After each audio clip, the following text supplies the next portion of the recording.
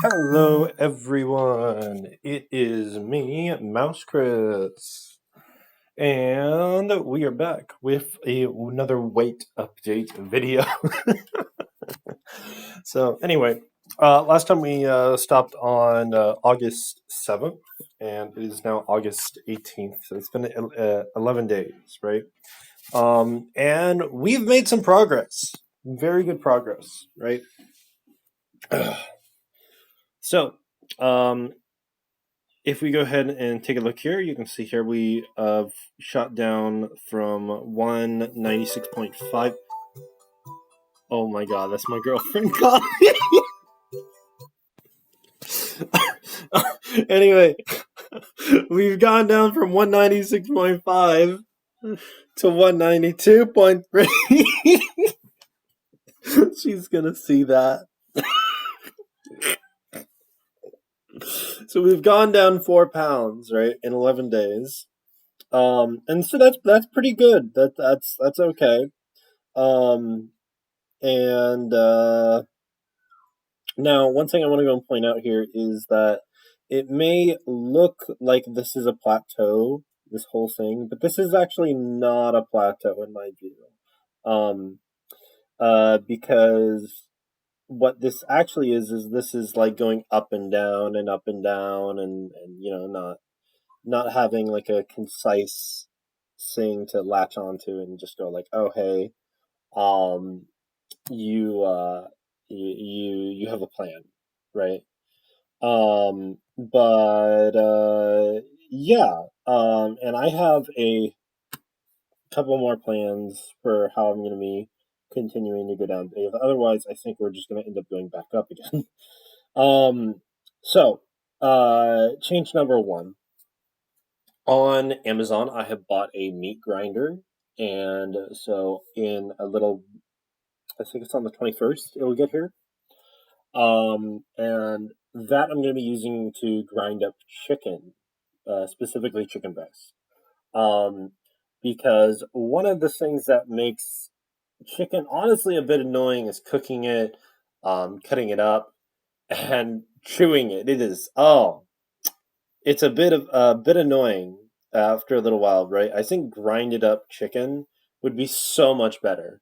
I don't know, but we'll see. If it's not better, then hey, at least I have a meat grinder. So, um, but I think I'm gonna do that to try to make like chicken burgers or whatever. So, anyway, second change, right, is recently I have been doing calisthenics, more specifically pull ups and decline sit ups, to try to like widen my back and then get my abs to pop out more, right? And I like the progress I've been making there, right? However, at the exact same time, I think now I'm starting to reach that point where my cardio is interfering with my lifting, and my lifting is interfering with my cardio, right? Earlier on in my diet, when I was at like around 220, it didn't affect me nearly as much, right? But right now I'm at 13.7% body fat. That's very low, extremely low for a guy, right? It's almost an excellent category, right?